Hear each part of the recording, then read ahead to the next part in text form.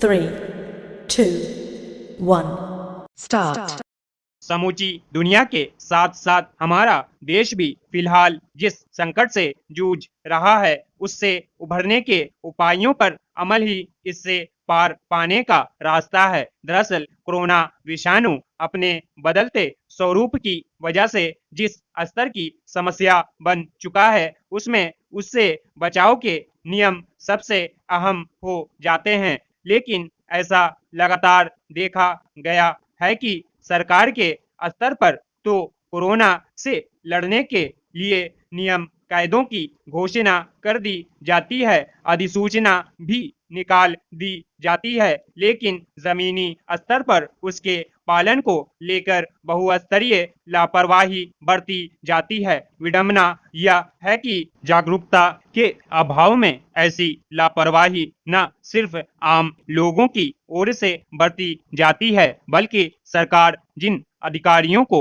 नियमों पर अमल सुनिश्चित करने के लिए ड्यूटी पर तैनात करती है वे भी इसे लेकर उदासीनता बरतते हैं। कई जगहों पर यह देखा जा सकता है कि पूर्णबंदी में क्रमशः ढिलाई देने के साथ साथ लोग भारी तादाद में सड़कों पर निकलने लगे हैं और अक्सर कोरोना से बचाव को लेकर बताए गए नियम कायदों का पालन करना जरूरी नहीं समझते, जबकि बंदी में राहत देने का मतलब यह कतई नहीं है कि कोरोना रोधी नियमों के उल्लंघन की भी छूट मिल गई है। यह समझना मुश्किल नहीं है कि मास्क पहनने और आपस में दूरी बरतने जैसे मामूली उपायों का ख्याल नहीं रखने का नतीजा क्या हो सकता है। हैरानी की बात यह है कि आम लोग कई बार जानते बूझते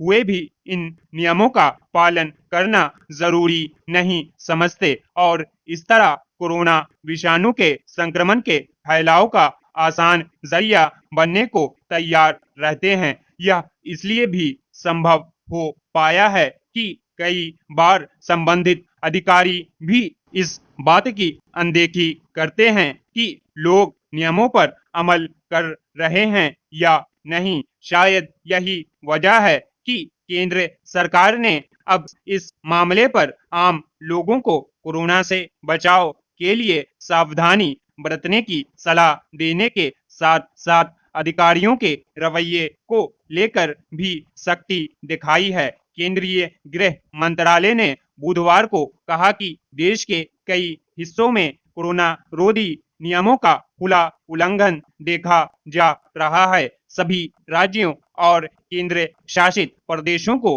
भेजे गए पत्र में कहा गया है कि सार्वजनिक परिवहन से लेकर बाजारों तक में कोरोना उपयुक्त व्यवहार का पालन नहीं किया जा रहा है। इसके खतरे समझे जा सकते हैं, इसलिए सरकार के मुताबिक भविष्य में नियमों का पालन करने में नाकाम रहने पर संबंधित अधिकारियों के खिलाफ राज्यों को कार्रवाई करनी चाहिए।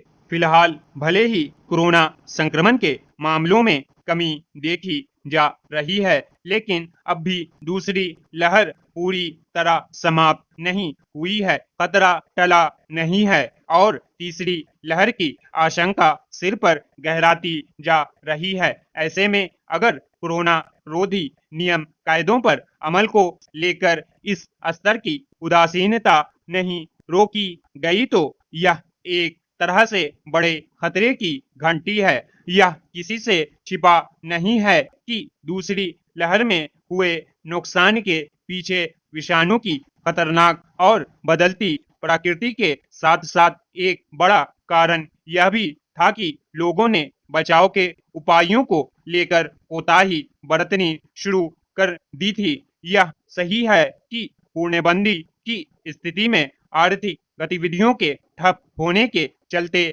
आम लोगों की रोजी रोटी और जिंदगी के साथ साथ देश की माली हालत पर भी बेहद प्रतिकूल असर पड़ता है। लेकिन आर्थिक स्थिति संभालने के लिए दी गई छूट के दौरान जिस स्तर की लापरवाही देखी जा रही है वह विषाणु के संक्रमण के लिहाज से ज्यादा घातक साबित हो सकती है।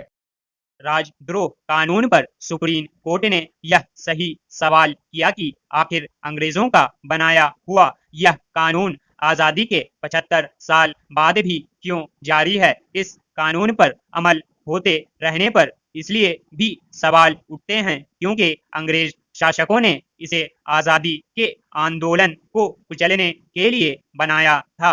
आखिर ऐसा कानून स्वतंत्र भारत में क्यों अस्तित्व में होना चाहिए जिसका इस्तेमाल तिलक और गांधी जैसे नेताओं के खिलाफ किया गया हो। समस्या केवल यह नहीं है कि अंग्रेजों का बनाया हुआ कानून अभी भी अमल में लाया जा रहा है, बल्कि यह भी है कि अक्सर इसका इस्तेमाल उन मामलों में किया जाता है जो मुश्किल से राजद्रोह के दायरे में आते हैं। आखिर किसी मामले में अनुचित बयान देने या फिर आपत्तिजनक लिखने वालों के खिलाफ राजद्रोह कानून के तहत कार्रवाई करने का क्या मतलब। ऐसा किया जाना तो अभिव्यक्ति की स्वतंत्रता पर आघात है। इस पर हैरत नहीं कि जब बेतुके वाहियात बयान देने वालों पर राजद्रोह कानून के तहत कार्रवाई होती है तो ऐसे ही स्वर सामने आते हैं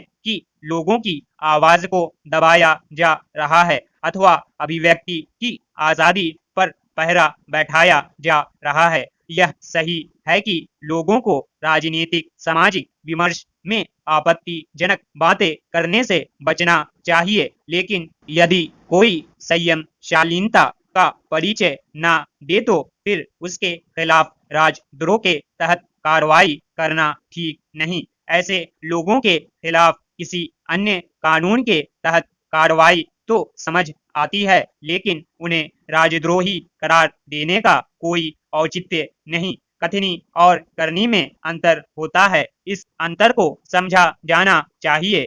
यह अच्छा है कि सुप्रीम कोर्ट राजद्रोह संबंधित कानून की वैधानिकता परखने जा रहा है। कुछ देर से ही सही यह काम किया ही जाना चाहिए, लेकिन इसी के साथ यह भी ध्यान रखा जाए कि कुछ लोग वास्तव में ऐसे कृत्य करते हैं जो राजद्रोह के दायरे में आते हैं। ऐसे लोग केवल देश के खिलाफ बोलते लिखते ही नहीं हैं, बल्कि देश को नुकसान पहुंचाने वाले काम भी करते हैं। कई बार तो वे कानून एवं व्यवस्था अथवा राष्ट्रीय एकता एवं अखंडता को क्षति पहुंचाने वाली गतिविधियों में लिप्त हो जाते हैं या फिर देश के लिए गंभीर खतरा बने तत्वों की हर संभव सहायता करते हैं। ऐसे लोगों के खिलाफ प्रभावी कार्रवाई होनी ही चाहिए। स्पष्ट है कि वास्तव में राजद्रोही आचरण करने वालों के खिलाफ ठोस कानून की जो आवश्यकता है वह भारतीय दंड संहिता में होनी ही चाहिए। इसके साथ यह भी देखा जाना चाहिए कि अंग्रेजों के बनाए ऐसे और कौन से कानून हैं जिनकी समीक्षा आवश्यक है। Stop. Thanks for watching. Like, share, or subscribe.